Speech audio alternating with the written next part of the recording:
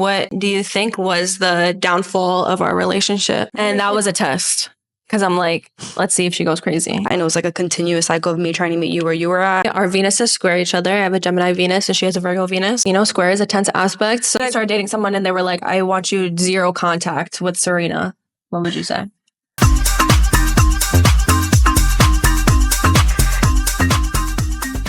Welcome, guys. This is T from the Galaxy, a thirst-quenching podcast for the girls, gays, theys, and astrology baes, where we talk about anything and everything through an astrological lens. What better month to do this episode than Pride Month? Your stereotypical lesbian, woman-loving woman, exes are still friends. This is my ex-girlfriend. We had to show out for the stereotypical, queer woman. Yes, the one and only sound healer, Siren. Leonomikos. Love your name. Everyone that comes on this podcast, I like to ask a couple questions: your age, pronouns, your sexual identity, and your big three. Okay.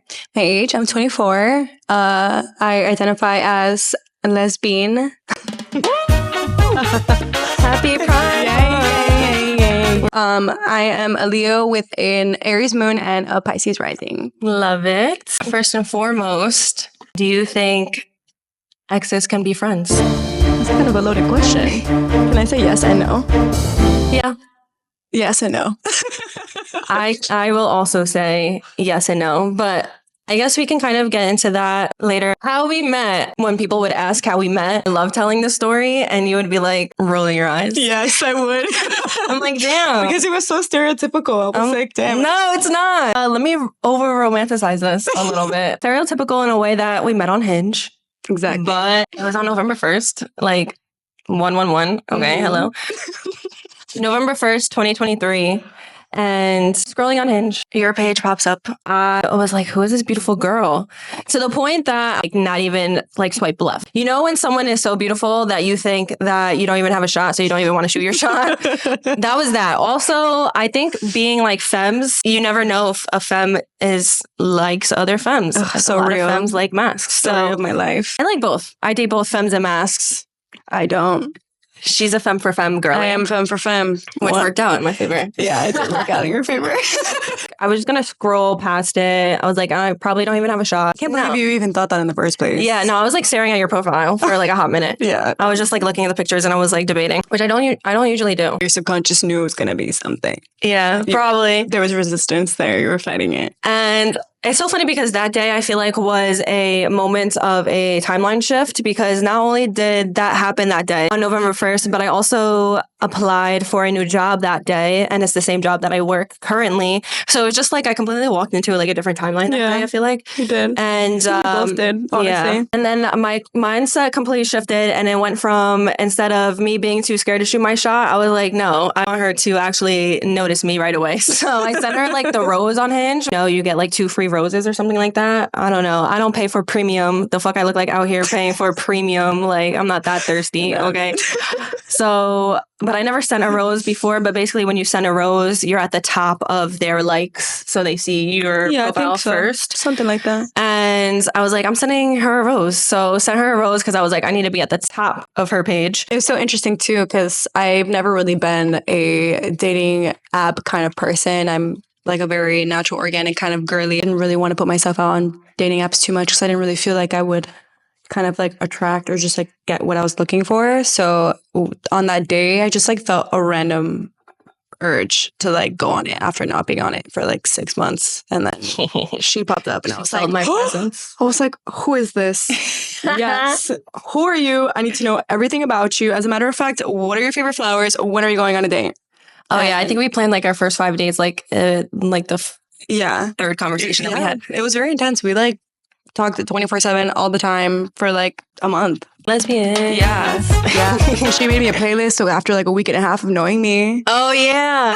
We both bought each other flowers on our first date. Yes. Hence, I made mine. I bought flowers from different places because I asked her what her favorite flowers were and I made them. I made it with my hands. I did too. Yeah, you did. I sent a picture to my friends in my group chat and I was like, yeah, this is why I just can't date men. I would not go all out for a man like this. That was November 2023 and we dated for a month. but I feel like I wasn't ready because I just got out of a relationship even 2 months prior. I just felt like you were too good of a soul for me to be playing around. Obviously, we were on two different wavelengths. You wanted something serious and I didn't. So, and I also needed to heal myself a lot too. So I felt like I didn't want to hurt someone. And in the midst of me healing myself, I think there was a lot of pressure. There was a lot of things happening, like going through my brain at the time. Yeah. So then we had to separate after the month. No contact for like 2 months? Or Yeah, we were no contact for like 2 months? 2 months after that. But we still supported each other through social media and stuff. Siren's a sound healer. I'm an astrologer. Always supported each other's journeys in that and had that underlining understanding. You were an RBT at the time. Yeah. I'm bartending. You know, these are just like the hustling jobs, but we both have bigger dreams. She honestly mirrored that back to me when we first met and was the catalyst of the beginning of why I ended up leaving being an RBT after 3 years. Yeah, because not only is Siren a sound healer, but she's a singer and she's an amazing singer. So I'm like, what are you doing? You need to pursue this more. Yeah. I was literally like to the point where I would be your freaking manager. Yeah. I was like, you need to get on social media. You need to post more. You need to do this. Get on TikTok. Just put yourself out there. It's very Cap Moon of you. I think that entrepreneur mindset. Let's hustle. Let's hustle, baby. What are we doing? We got dreams. Yeah. Let's build it. I think that was the biggest difference. It still is the biggest difference between you and I think we both hustle, but we just do it in different ways. Oh, yeah. Siren's like a fairy. Like a sergeant. Yeah. Literally, that's like Capricorn. Report.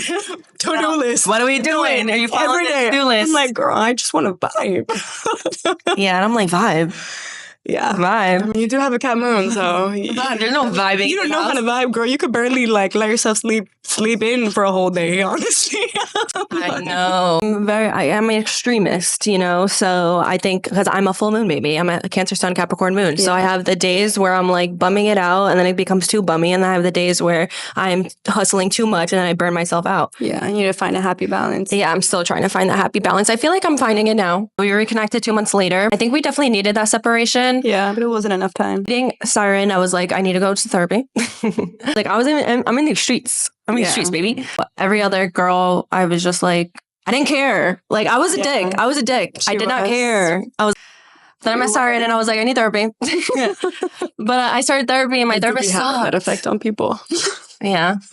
Pisces rising. Yes. I tried therapy. Therapist didn't work. She was shitty. She was so shitty. You did have a shitty therapist. My therapist fell asleep on me. My therapist needed a therapist. There was something going on with her. She fell asleep 2 times. After the second time, I was like, this is not going to work. In a period of where I thought I was healing myself, I wasn't, because I just was doing the same shit that I was doing. And I mean, there was a lot of self-reflection happening, obviously. Yeah, but you were doing things on your exterior that made you feel good. So in turn, you thought you felt good within, but you really hadn't given yourself the time to I would say the end of 2023 and the first half of 2024 was like one big manic episode. I feel like.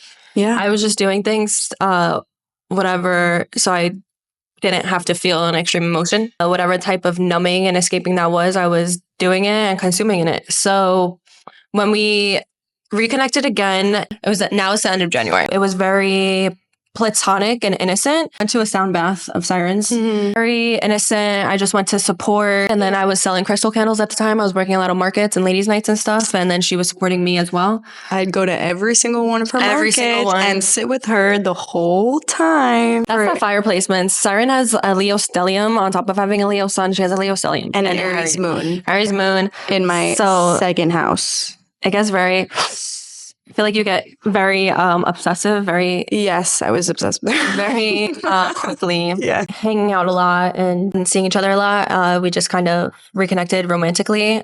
Yeah. And so that was probably like the end of February or something. It was the end of February. Last year, 2024. Yes.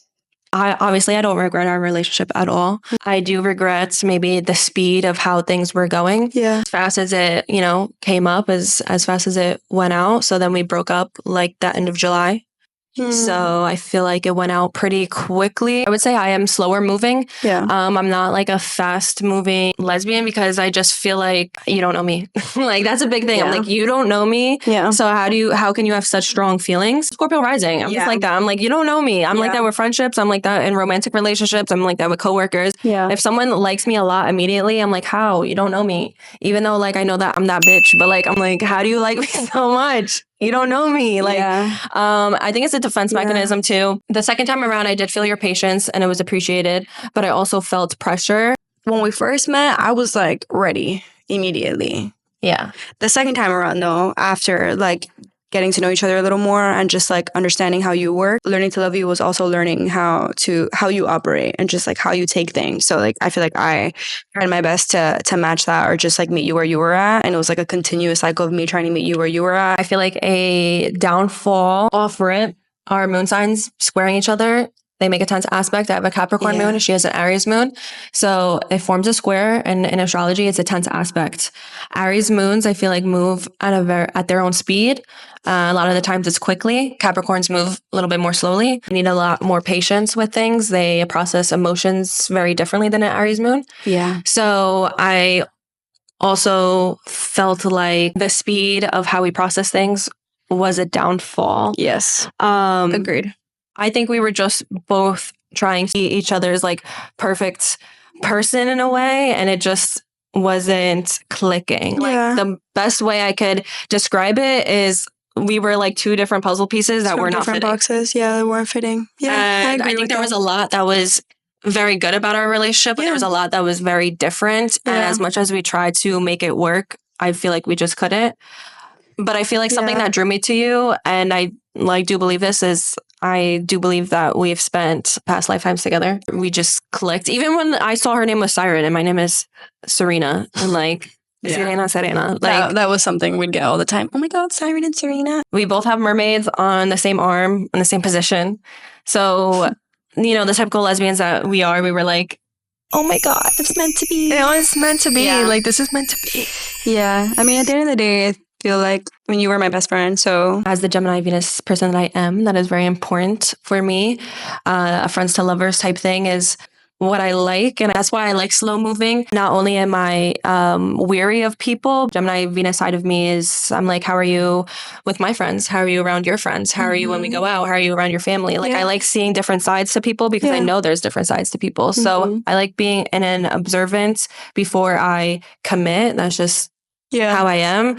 I don't move with impulsivity, which is, you know, big fire sign things. So she's very fire dominated. I'm very water dominated. Yes. So I need to move a little bit more slower with the Capricorn moon. So now I have a lot of water placements, but Capricorn moon. So I'm feeling a lot, but I'm not processing it at the speed of light. I like Siren. So like she would be ready to talk about things and I'm like, whoa, I don't even know what I'm feeling right now. On top of not even that, that's just it. I was just processing a lot. Like, prior to Siren that I didn't process at all. Yeah, I know. So it came up during our relationship, which was another thing too. Like, you weren't ready.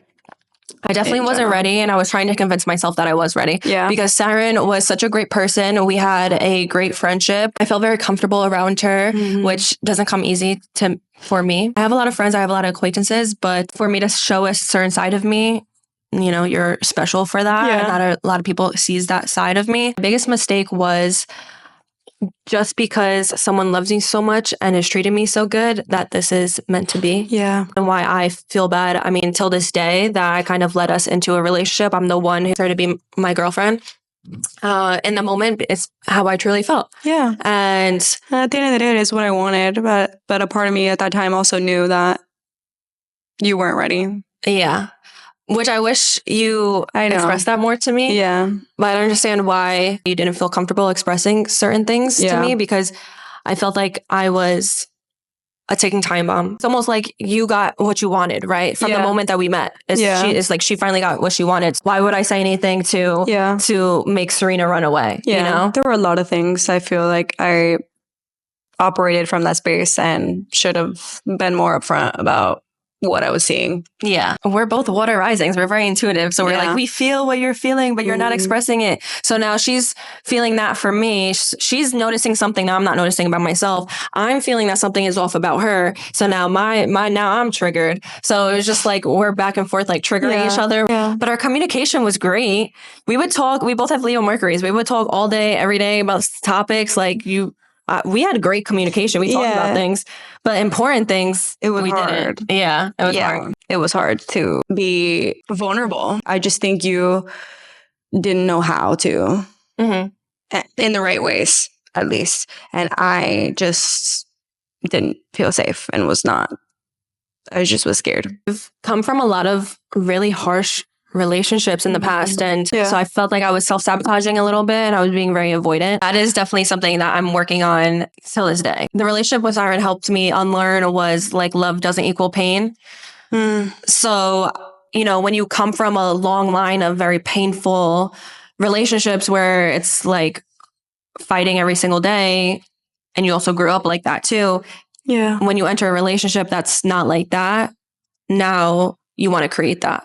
So I wouldn't say I would fight with you, but I felt like you'd test me. I would test her. Yeah. And I would be like, I wouldn't bite back. There was this one situation. I'm still friends with a girl that I used to like hook up with. I asked you like how you felt about that. Yeah, I remember that. And that was a test. Because I'm like, let's see if she goes crazy. I didn't care. So I was like, okay, I trust you. And I'm like, oh, she's gonna turn crazy though. No.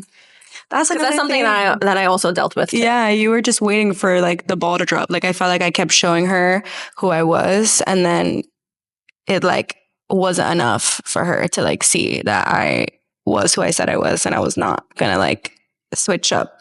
Like you were just waiting for. Yeah, I was waiting for the shoe to drop. Yeah, and it just was never gonna drop. That's something that I've experienced. Yeah, I know. Regardless of how we were maneuvering and stuff like that, there was just a lot that I think didn't click in our relationship. So I agree. And long term as well, too. Long term as well, too. We don't align in a lot of things. So ultimately, what do you think was the downfall of our relationship? That's a loaded question. From your point of view. I'm the one who broke up with Siren. Yeah. I think I just kept trying to force you to be something you weren't. Yeah. And like subconsciously, honestly, just like wanted to be each other's person so bad. And like we loved each other so much. But like at the end of the day, you need to have compatibility. Like love is not just attraction and, checking some boxes. It's like you need to be compatible. And over time, we just like kept seeing that we just weren't compatible, and we still tried to make it work. Or at least I did. I was like, glasses, I can't see. Yeah. I was like, it doesn't matter. We're going to make it work because I love her. But my relationship with you taught me that you could love someone so much. It doesn't mean that they're your person or the right person for you. Yeah. That love isn't everything. Specifically with what you were flowing through in your life and I was flowing in my life, we just weren't meshing. Yeah. Yeah. And I think everything happens for a reason. Very different extreme points of our life. Like I was working 3 jobs and Siren just quit her full-time job. So yeah, I feel like, you can say timing is a thing, but I think the universe just showed us what we're like to an extreme. Yeah. And that was definitely a downfall where I was stressing a lot about working all my jobs. And, Siren has a lot of free time. So now I feel like we were just not clicking in that way. And I felt like I mean, you said it best. Like, I felt like you wanted me to be someone who I wasn't, wanted to be different for you too. Yeah. And that's where I started crumbling in my brain too, because I was like, but I'm just not like that type of person. Yeah. And the love languages thing too was like a big downfall for us. We just like the way that we showed love and just like the way that we give and receive love is so different. Yeah. And we were just like trying to meet each other's needs, but we just couldn't. Let's bring it back to astrology. Our Venuses square each other. I have a Gemini Venus and she has a Virgo Venus. Square is a tense aspect. So I will say the positive about that is Virgo and Gemini are both ruled by Mercury, the planet Mercury. So communication is very important. Simulating conversations are very important. Being able to just keep up like mentally and intellectually is very important. feel like we did that. Yeah. Right. But, you know, it causes a tense aspect. So just needed a little bit more, maybe freedom. And I can be many different things and be friends with many different people. And I want to go out and I want to associate. I want to like be this and that. And I felt like you have your tribe, your people, your thing, and you're very much in your world. And I can be in 3 different worlds at once. Yeah, that's very Gemini Venus of you. That's interesting you say that. You use that word, freedom word. Yeah. Because I feel like I didn't restrict you specifically to do things, but I think you might have subconsciously felt like you couldn't do certain things because you knew that I just am not like that. I felt like I was like forcing you and dragging you to do things. I'll be like, let's go to the bar and let's have fun. But I did actually want to do those things too. Yeah, but you wouldn't have fun. Yeah. Well, yes, I did. I had fun too. Okay. For me, I was like, I was just happy to be there. I was happy to be wherever she was. Yeah. But that's the thing. Like, I felt like you were an extension of me. I felt like I was dragging you around versus if you genuinely wanted to do those things, you would mesh better in those environments. Like you would just be like on me or like you wouldn't be your own person. And as a Gemini Venus, like we like going to things together, but being our own people and then coming back. You know what I mean? I felt like and this is where the love languages come in too. You're very touchy and physical touch and like, you know, very need to be on me. And I'm not like that. I feel like you can blend well in situations, but also no at the same time, because there was a lot of situations where I felt like you couldn't like hold your own or it was very obvious where you felt uncomfortable. Yeah, there were certain times, not all the times. And I felt bad. It's not like, it's not a bad quality, but I felt bad that things that was fun to me made you feel uncomfortable and vice versa too. Things she would bring me to. I'm like, I don't want to be here. We're talking past tense, but like just lack of boundaries and security of self, I think too, was a big thing for me. And then also just like being an extension of you and like being okay with that. Yeah. Like now I wouldn't be okay with that. Yeah. But everything's a learning lesson. A positive about our relationship is you have an Earth Venus, I have an Earth Moon. So a big love language that we are very similar on is acts of service. Yes. So Siren is very big on acts of service, and that's probably my number 1 love language. I would say acts of service and quality time is number 1 equally, because she has the Virgo Venus and also a 6th house stellium. The 6th house rules things of like, it's an at-service house. Yeah. So when you have planets in that house, you naturally, innately are just very, you know, giving person. Yeah. You like serving people and being at service. Yeah. So you're meant to be in that realm. Pisces rising, 6th house stellium, Virgo Venus, like what she's doing right now, being at service for people is very like on brand for her birth chart. Yeah. So I really do love that quality. But I think having the Earth Venus with the Earth Moon is great for me, but wasn't good for the rest the rest of my chart. Yeah, I think some very touchy. Yeah, I love that. She doesn't. Can I be honest about something? Yeah. So I'm not a physical touch person where I definitely don't like when people are like up my ass all the time. Yeah. Like give me some space to breathe. Yeah. But I think the moment that I clocked in my brain that we weren't working anymore, the chemistry just started crackling for me. Yeah. And I stopped seeing you as a romantic partner. Yeah, I know. So when you would try to be touchy with me, I was like, yeah, you know, I wasn't viewing you in that lens anymore. I know. I felt that. Honestly, I think it was like a month before we broke up. I felt that, and I would try like to prove myself more. And it made me feel like I wasn't enough, but not because you made me feel that way, but just because like we shifted. Yeah. Like you stopped looking at me this way, but I didn't. Yeah. Yeah. Like I still saw you as my partner and you didn't see me that way. Yeah, I think I was hoping to see something different. Because when someone loves you so much, and I never had that before, like just innocent love, I had love with exceptions or love with, you know, things conditions. I had love with conditions all the time.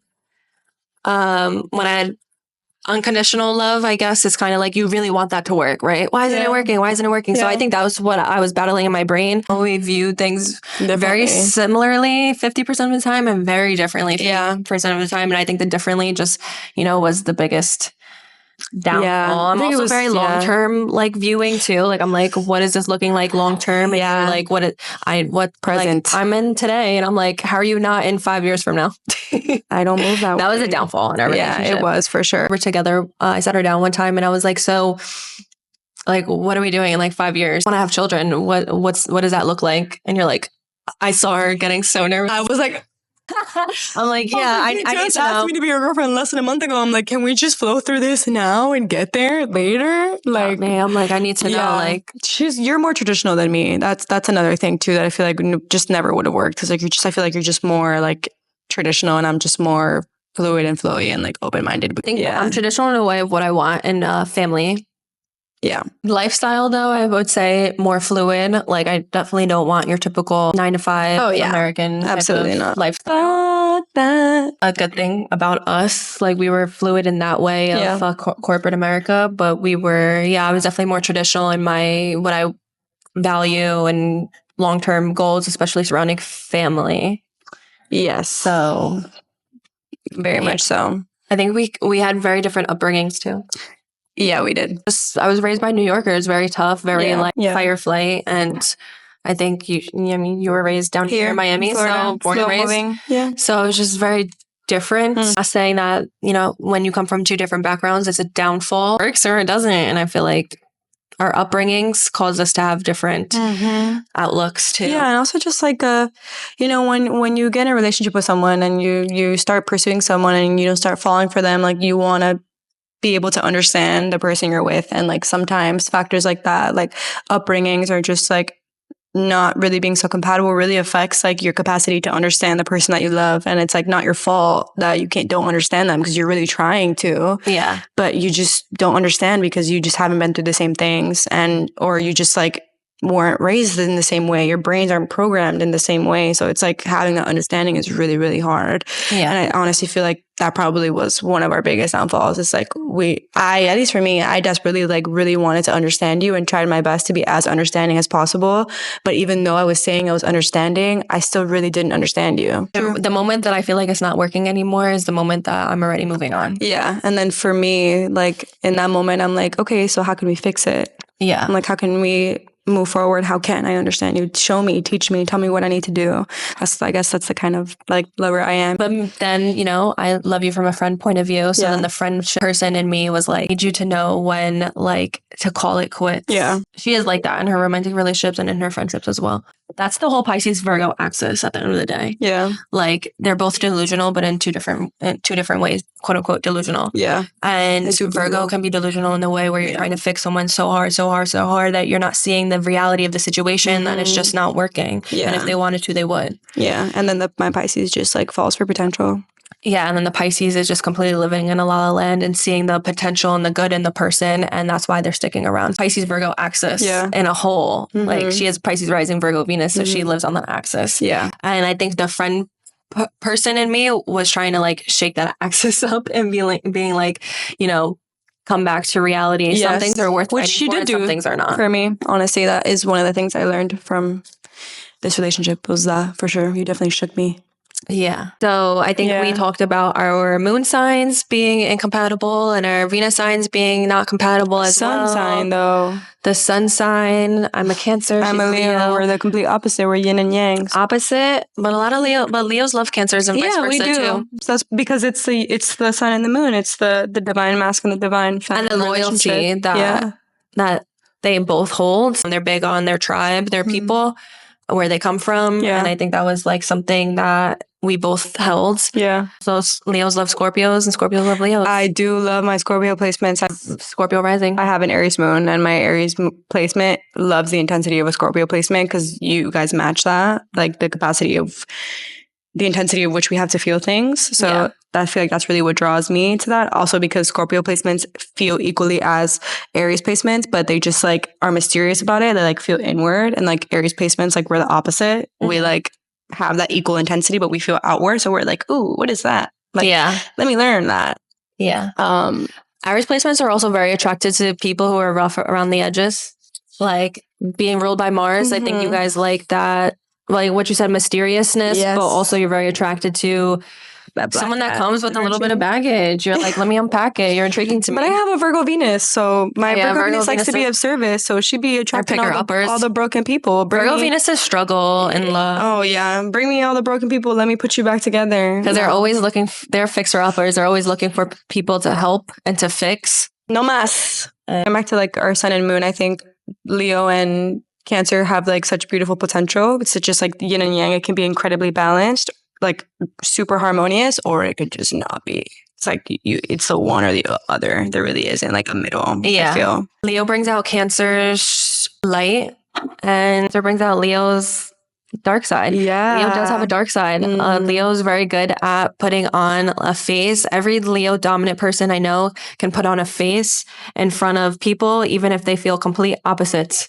Like they can get into a fight with someone earlier in the day, and then if they have to perform, they put on the performance. Leo is the performer versus Cancer struggle with that. If Cancers are feeling something, you know it. It's hard for them to. They feel it like throughout their whole body.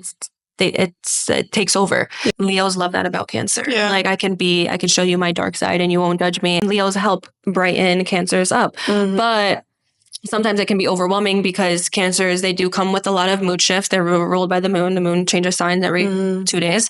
Yeah. And with that moodiness and with that mood shifting, you really have to be a confident person within yourself to not take it personally as a partner who's dating someone with heavy Cancer placements. Yeah. And I was not at the time. Yeah. She would feel triggered by like my moodiness, and my moodiness could be, I'm just fucking hungry.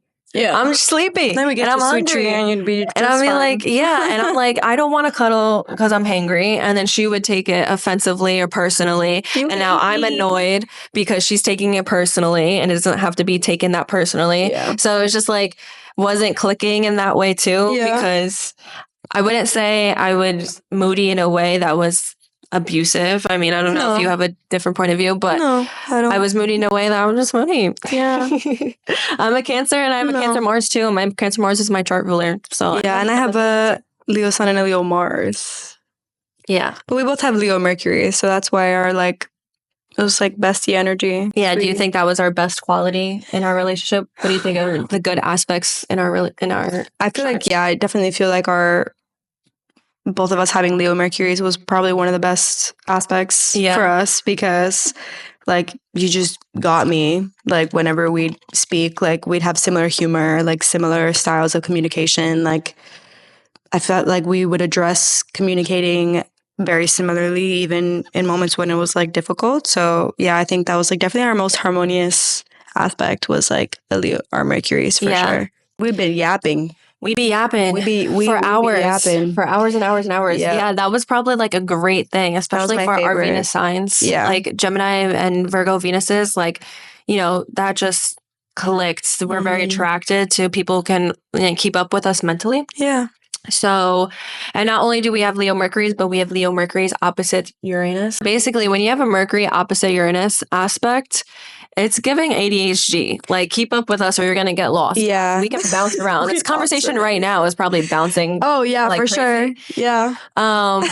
We're boom, boom, boom, boom, boom. And I think that's why I like bartending or being in an industry where I'm talking to people all the time and multiple different conversations at once, and I can multitask, because that's a big aspect that I feel is that you're just, your mind is on a constant, ADHD. Yeah, we'd be yapping, start talking at 10 p.m. and finish at 4 a.m. Yeah. So we definitely love that. Yeah. Another good aspect that we hold is we're both water rising. So it makes a trine. Yeah. A trine is a harmonious aspect. Mm-hmm. So I'm a Scorpio rising and she's a Pisces rising. So her Pisces rising falls in my 5th house of romance, of Cancer placements, and my Cancer placements falls in her 5th house. And synastry or compatibility charts, it's nice for your partner to have placements in your 5th house, or vice versa. You have placements in their 5th house, because it shows a very much fun, romantic type of relationship. Yeah. And the downside of having a 5th house synastry and compatibility is it can be short-lived and short-lasting, which is what I feel happened. Yeah. So for more commitment, the 7th house rules more long-term commitment, which we don't have any 7th house synastry or compatibility. Yeah. I have a Taurus 7th house. She has a Virgo 7th house. Mm-hmm. How we view the world, because our rising sign is how we view the world. The lens that we look at is very similar, very intuitive, very wanting to heal people. And, we're in similar industries and have similar goals like that, which is another reason that I felt we could have been a power couple as well. Because I felt we had very similar goals and dreams and wanting to, help people together. Picking up on each other's emotions was I like in a relationship. Yeah. But I think like what you said, and I think something that you have been learning this past year is boundaries. Pisces rising, suck with boundaries. Yeah. That's been I also my suck with boundaries. theme. Water sign, period, they suck with boundaries. But That's been my theme this year. boundaries is everything. Like, it's one thing to be feeling what we're both like feeling emotions with your partner. It's another thing to be able to communicate about it, to have boundaries surrounding it, to not let it bother you. So going back to the question of, do you think exes can be friends? No. Now it's straight up no. Well, it's yes and no. I think no right away. And like you having a Gemini Venus is like you can easily separate like friends and lovers like in the same person. I cannot do that. It's really difficult for me to do that. So I feel like no, because at least no right away.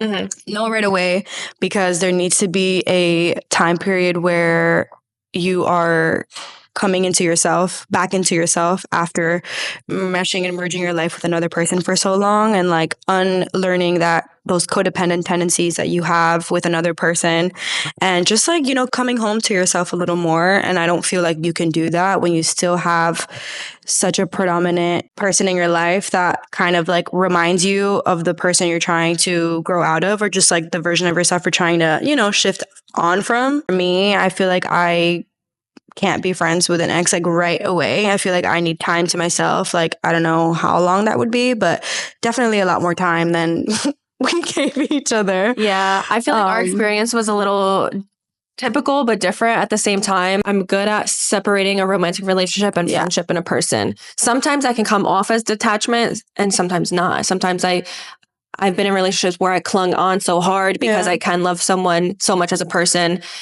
separately than what's happening in a romantic relationship. Yeah. I detached easily in our relationship, but I clung on so hard because I valued you as a friend. It was easier for me because I kind of like clocked in my brain, all right, this isn't going to work. It's not working out romantically. We broke up. But something did happen to me a couple days after our breakup that I kind of feel like if it wasn't for that, I don't know what would have happened. I don't know. But it kind of brought us back together into navigating a friendship. And I was able to do that. But I don't think you were able to. But it's true when you tried though. She tried. But I honestly was just like in denial most of the time. Cause like we were friends, I think, for like almost 8 months after that. And like half the time I was trying to get over you while being your best friend and talking to you every day. And I kind of knew that a little bit, but not to the extent of what she told me recently. I think we were each other's comfort zones. And I think this is big, like women loving women, lesbian issue that we cling onto our comfort zones. I was going through a very hard time period in my life. And I felt like you were also going through it. Yeah. I just wanted to be there for you. We had each other and that it just felt really good. I did have a therapist that told me that you should separate for at least 6 months after a breakup. Yeah. Because it is true. I do believe in that too. There is a form of separation that needs to happen after a breakup. After a breakup, you're creating a new self, right? You're creating a new identity. So it's how are you walking into a new self? You have one foot into your new life and one foot into your old life. And I think we were doing that. It created stagnancy for us both. Yeah, I think it created stagnancy for sure, because the moment that I realized that we couldn't be friends anymore was the moment that I feel like I started doing more for myself. Yeah. So same. And we both didn't realize doing that. Yeah, we just like loved each other so much. We wanted to cling on. And like for me, it was like I still had subconsciously, even if I wasn't aware of it, like I still had the thought in the back of my brain that we could get back together. And like I kept leaving that place and then we'd be really close and I'd come back there. And then I felt like I was like teeter-totting in between friend, girlfriend, friend, girlfriend, friend, girlfriend. And I just like walk away.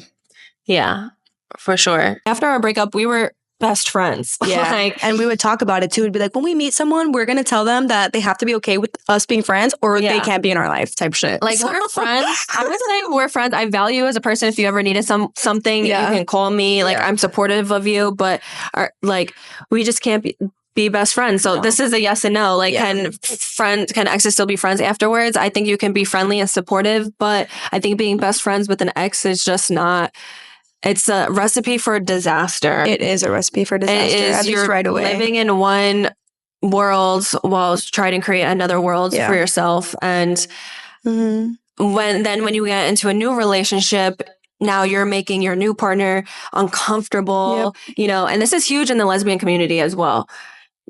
Everyone's hooking up with each other, friends or exes all day, every day. Like there's like, in the same friend group, you're friends with people who you used to hook up with and date, and, you're seeing them frequently. And, we see in our community, I think it needs to be studied a little bit more.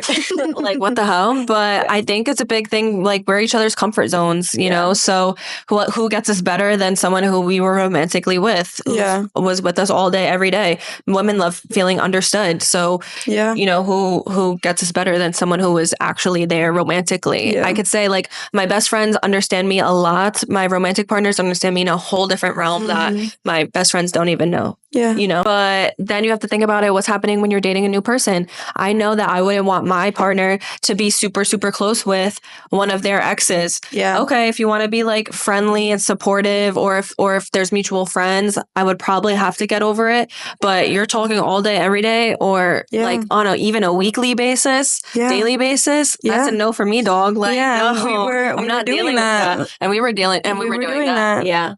So I think you just have to have a little, like, it comes down to having respect for yourself and respect for your partner, your next partner, your future partner. Absolutely. And I think it's a little too messy. I mean, maybe if it was a little, like, the exceptions are if it was more mutual, the breakup. Like, I think if the breakup is extremely mutual, like you both like grew out of it, you ran into this too fast, because that does happen with lesbians too, and queer women relationships where you just move too fast, and then all of a sudden you're like, wait, we should just be friends, right? But I feel like because it wasn't so mutual is another reason that it didn't work. I have to like follow through on that boundary, like for myself, and be like, as much as I love you, you need no contact. That taught me that I need to have better boundaries with that, for sure. I definitely didn't make that realization until she started seeing someone. I was like, I can't be involved in this crazy lesbian mess. So put some boundaries. And then when we were friends too, she started seeing someone, or just like started talking to someone and told me about it. And then my initial reaction, I was just like kind of devastated, and I was like, oh yeah, I need to separate. So it probably our best friendship probably lasted so long because we weren't seeing other people. We were just still each other's priority. So that was like my first time navigating that. And like in even moments before that, like even before our relationship, like women I'd talk to, or women I'd, be trying to get to know, like when we ended things, we just like weren't friends after, and because it just wasn't like a thing like that. Oh, damn. This is a stereotype. Because everyone in the community, I'd always be like hearing about it, and I had never experienced it for myself. I'd just be seeing all my other queer friends be friends with their exes and whatnot, and me be like, bro, what are you doing? Why are you doing that? And then I went into it. So I definitely feel like it's a stigma, and like it's a very real thing. I think it also has to do with the fact that it's just, we're both women, and it's like, think about you dating your best friend in the whole world.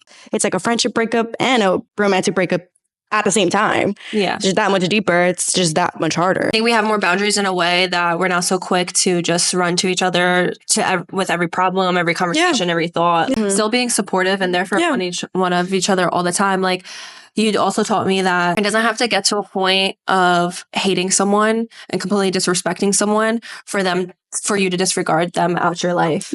Like, you can end things peacefully and on a good note. And that's what I wanted to do with you when we broke up, and still have respect for each other and still be supportive of each other. That is something that I'm like proud of us as well. Like, I never wanted us to get to a point of hatred or anything, because I feel like that was never that. There was never disrespect in the relationship. It was just a lot of like, we just weren't compatible, and we really wanted each other to be. I feel like where we are now is a good example of how exes should be interacting with one another. Like, we're cordial, like we can be friendly. Cordial? Like, is that how you say the word? Is it? Cordial? Cordial? Whatever. However you say that word. Cordial. Cordial. Cordial. Cordial. Is that right? Can I look it up? Sure. Cordial. Cordial. Damn. Cordial. Okay.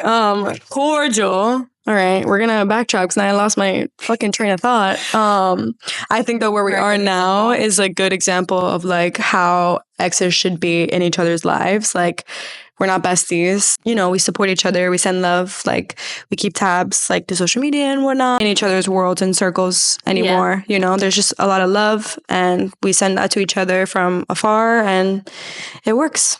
How are we going to explain that to our next partners?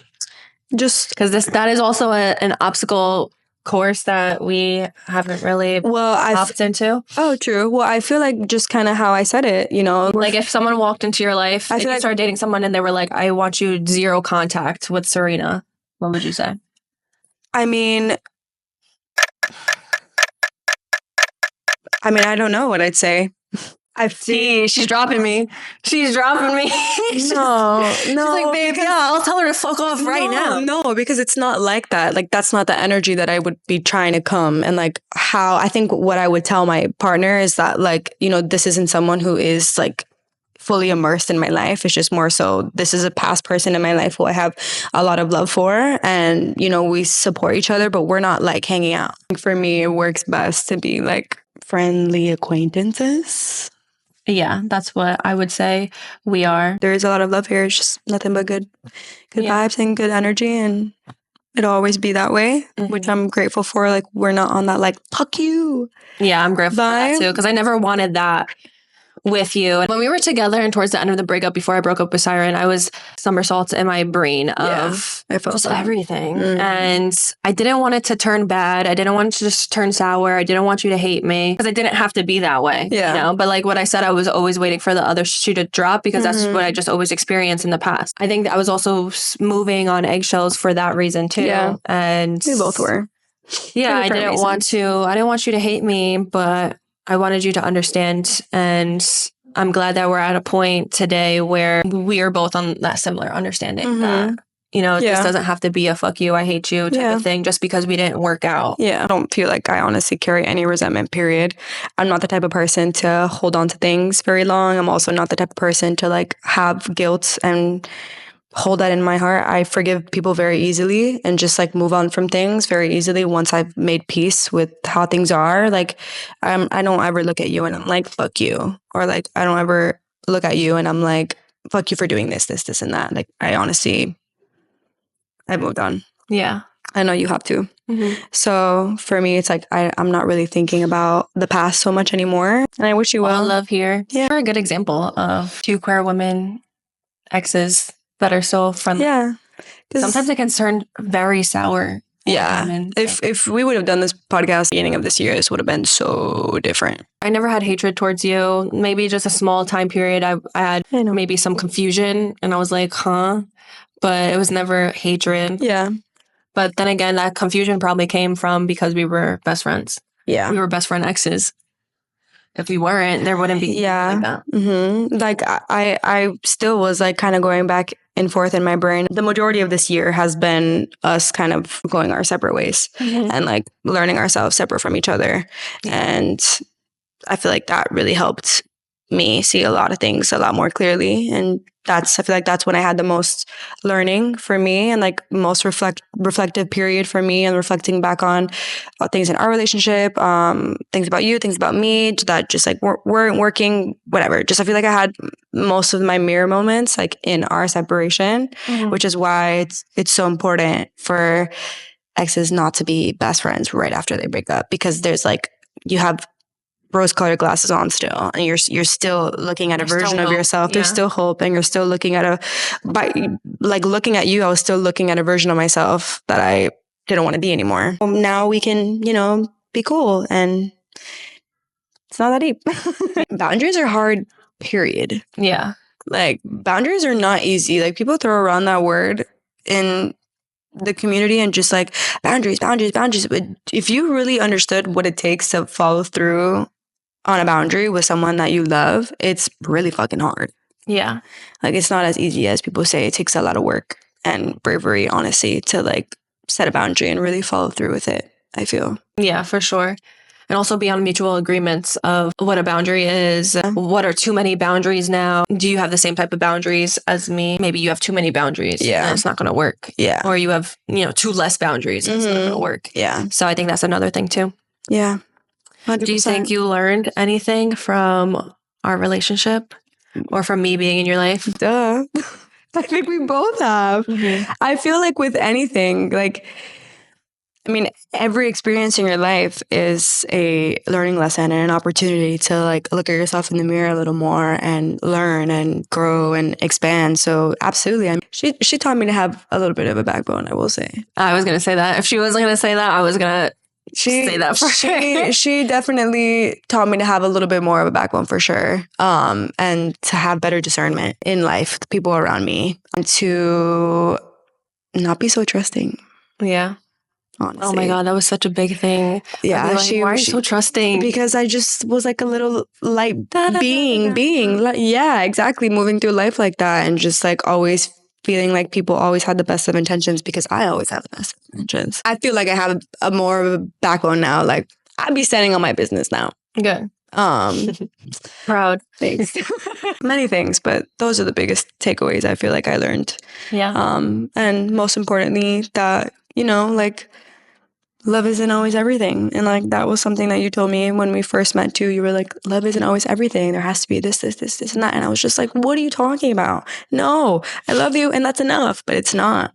It's not enough sometimes. And that's okay. What about you?